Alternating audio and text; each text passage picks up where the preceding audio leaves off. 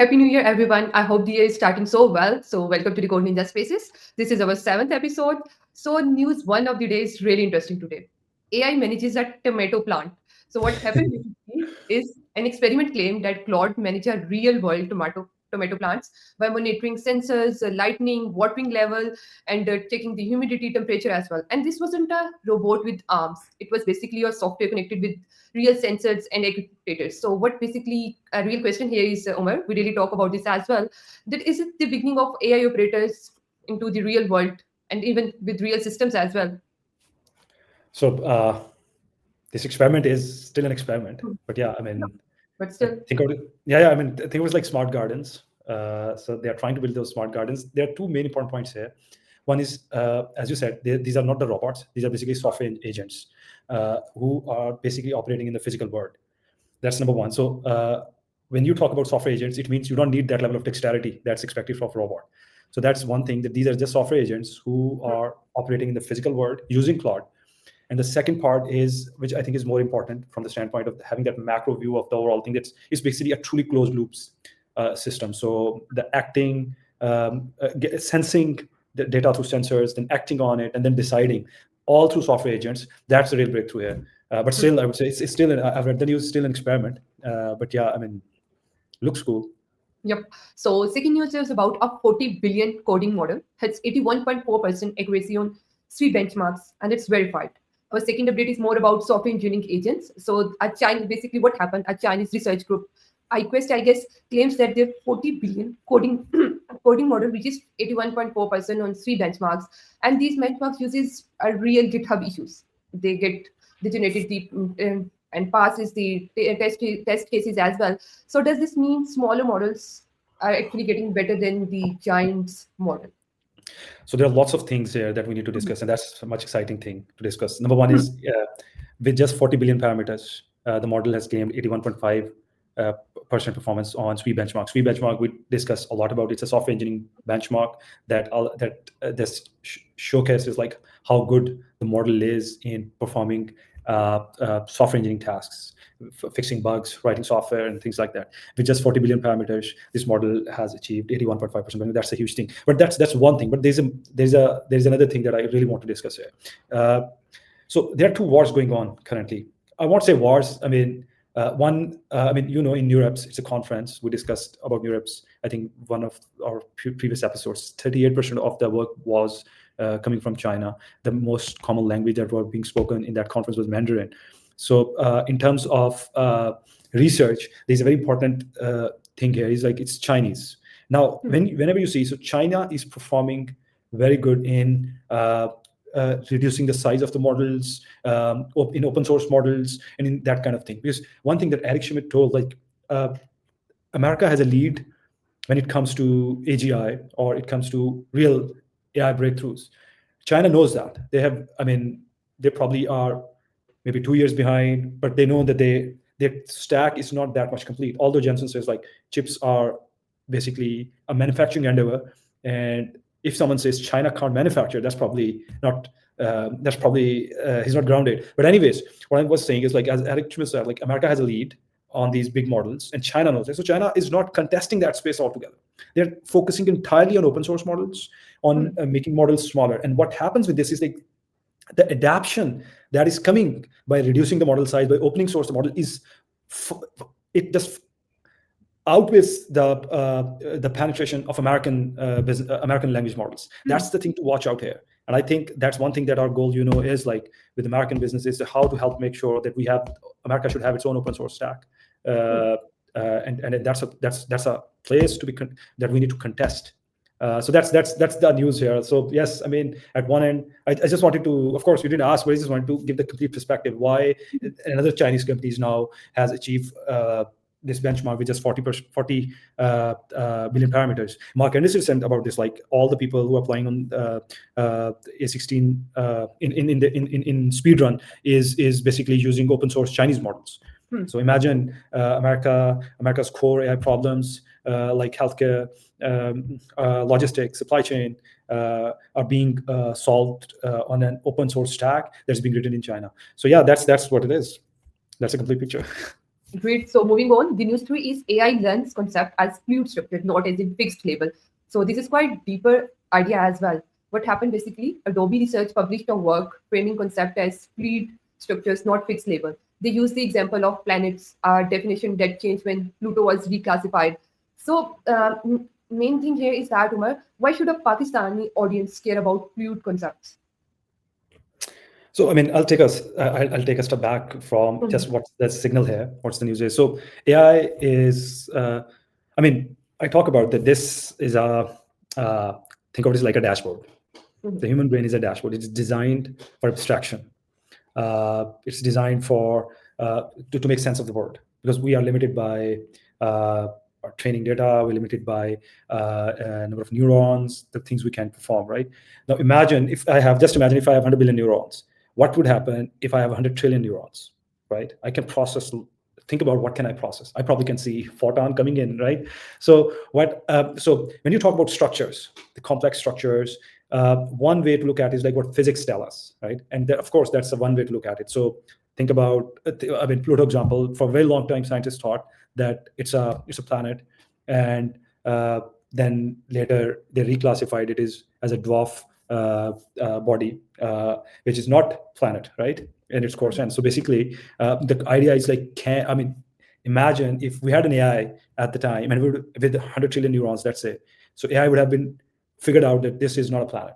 So understanding structure of the bodies, understanding structure of the planets, understanding the physics engines of the world, that's an area we need to think about. So that's one thing that I want to say, like why AI is good in understanding the physical world, understanding the structures of the world, understanding quantum gravity and things like that. But think about it, like there's a different thing I want to mention. It you talk about Pakistan, I would specifically talk about for software engineers. Word is a giant code. I mean, historically, software engineers focused on automating tasks that generally humans used to perform, right? I mean, the whole idea of computers was those people who used to do those math calculations, and then that's coming on. So basically, we were replacing humans. Ever since we've outsourced so much tasks to the machines, so that was the idea.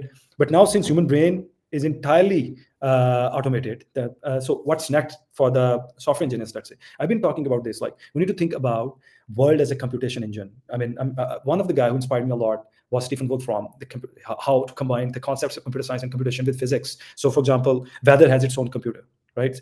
Space has its own computation. Fluid dynamics has its own computation. So, I think in the years to come, software engineers, Pakistani software engineers, this part of the world, they would have to interact a lot with physics-based engines. So what does it mean to use physics-based engines to understand the natural world?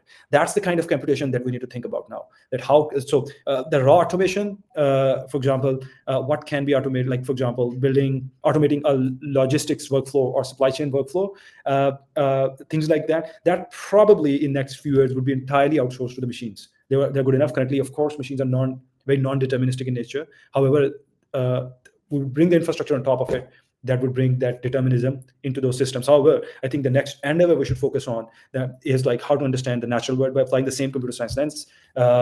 That's the area that I'm very passionate about, and that's when you talk about like, would AI be able to understand the physical world, the structures that we have? That's something that I think we should be thinking about. Amazing. So news four is more about space manufacturing. A startup reportedly ran a furnace in orbit, reaching around minus 1,000 Celsius degree. And they claim that the claim is that microgravity and vacuums can produce It's far more greater it's not semiconductor. it's not minus 1,000, like it's 1,000 degrees. It's extremely hot. Okay, got it. And they claim that microgravity and vacuum can produce far more clear semiconductor crystals. So the thing is So that why manufacturing anything in space? So there are a couple of things here. So number one, think about like orbital manufacturing is that I think we've been dreaming from 2003 onwards. We talked about orbital compute, but there's orbital manufacturing. So why someone has to be so like think about like so crazy to start manufacturing plant in orbits? So this company, I mean, the business case is like there are two things here. Like achieving 1,000 degrees Celsius in Hmm. orbit is not an easy thing to do. So that we've already achieved that. But what does it imply? So the goal is, I mean, think about manufacturing a semiconductor chip in space is far more efficient because the impact of gravity is not there. There are far less defects when there is very little gravity, what they call microgravity. So think about the scenario where gravity on Earth is not letting us build high quality pure semiconductor crystals or wafers in a space, because the impact of gravity is low. So those microgravity environments are suited for manufacturing the purest of the materials like semiconductor crystals. And to achieve that, one of the major breakthrough that was required was achieving extraordinary hot temperatures in space. And that's what this company has achieved, at least from the perspective of the news. Hmm. So okay, the news for is more towards the BCI interface, brain computer interfaces move towards production. So what update is basically from the Neuralinks. Elon Musk says that Neuralink is targeting high volume production in 2026 with more automated implantations. So is this the start of mass market production of brain interfaces now? That's what they're planning to do in 2026. But just to take a step back from here, also, I mean, what's the implication of this? So Neuralink is so Elon spoke a lot about it. Like currently, if I have to communicate with a machine, my data transfer is limited by the bandwidth, which is like I can transfer 10 kb per second to the machine through these meat sticks, as Elon says, right? And that's I mean, so we are limited by. I mean, think about it, like we talk a lot about why someone is not learning fast enough. These are things that, for example, we talk about a lot. So Neuralink has a capability of at some place 300 MB per second. It's very high. So that's one thing. Like the bit rate with machine we're going to be very, very high. Also, for example, I use a lot of voice AI. So when you talk to machine using voice, I mean, how much faster typing speed you have. You can't in 10 seconds. You are limited with both in terms of your quality of thoughts and in terms of how you write. It's limited by the. I mean, you can't write probably a paragraph in 10 20 seconds, but I have seen that I can write a complete paper using voice AI in 10 20 seconds. So it's the same goes. So think about like someone is directly implanted into the brain. So one thing is like our connection with the machines will be much faster.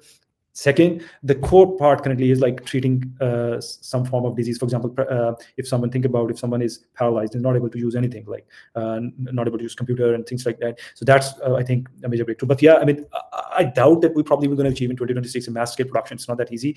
It's extremely thin. I mean, it's really visible to a naked eye that small list of the wafers that we implant. So there are lots of challenges currently in deploying BCI. However, let's see where it goes.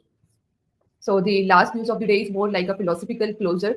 So the question is, just growth reduces the existential crisis or risk? Maybe technology growth can resolve the challenges like that. So there's a recent paper by Philip Tremor and Leo Aschenbrenner. They are trying to understand this philosophical question: what does it imply? Would AI, for example, would solve the problems or would cause risks? So they discuss both things. I mean, yes, we'll be able to solve some very important problems, but there are some real existential. I won't say existential, but there are some very important risks that we need to think about. One of the things that I talk a lot about is like job displacement. It's very real, and it is coming.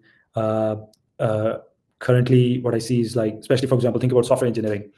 If your job is just to, I mean, if you're just coding, that's not something I'm finding it very hard in the next 2 years. Someone who's just doing, it's just like, I mean, that job won't exist anymore. Probably it would be software engineering was a made up role. I mean, the name was a made up. I mean, what other role someone would have thought about? Like what I also think like what the new role would look like if we have to give a name to a role to a guy who does lots of things, one of which is coding. What name would we give to that role? That role is yet to be invented, yet to be discovered. But I think it's very real. Job displacements, I think, is real, and it's the thing is like historically there were major revolutions and job got displaced, but cognitive labor replacement that we need to seriously think about it, how to go about it. If you're not doing 10, 12, 15, 30, 20 things at once. So I talk to software engineers. If you're not, for example, learning, not writing software, not creating content, not doing sales, not doing marketing, if one guy is not doing all of that stuff, it's hard. So something we need to think about is like, I mean, and if you're doing, let's say 8, 10 things in parallel, for example, you're doing product engineering, you're creating content, you're doing sales, you're doing a lot of different stuff. This level of generalization probably it's harder for AI to beat this level of generalization and tool use, but on a specific task, we've just discussed it with just 40 billion parameters. A small model has achieved 81.5% SWE benchmark. I can guarantee ask any software engineer to achieve 81.5% benchmark in a general task, on the same task. So yeah, I mean, but I think I'm more hopeful, more optimistic. I have more optimism for the future. Probably I think we'll figure it out.